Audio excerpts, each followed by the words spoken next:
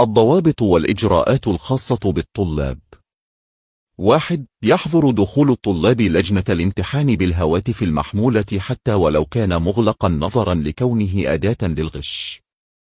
2. يحظر دخول الطلاب لجنة الامتحان بأية مذكرات أو مراجع أو أوراق تخص مادة الامتحان أو لا تخصها.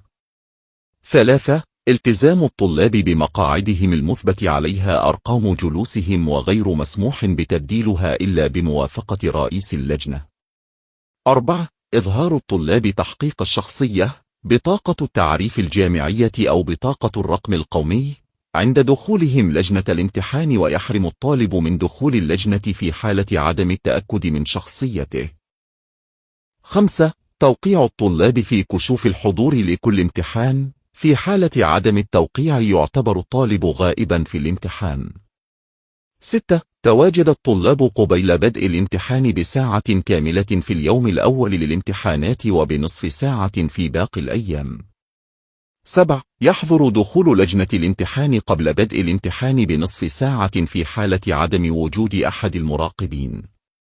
8. اتباع تعليمات رئيس اللجنة والقواعد العامة لضوابط حسن سير الامتحانات. 9. تمنع الاستعارات بكافة أنواعها إلا بعد إذن أحد المراقبين: الممحتاه، المسطرة، القلم، الآلة الحاسبة. إلخ. 10. يحظر على الطلاب الكتابة على طاولة الامتحان كما يحظر وضع أي ملصقات عليها. 11. يحظر على الطلاب إثارة الشغب أو التحدث بصوت عال أو الإخلال بنظام الامتحانات داخل اللجنة.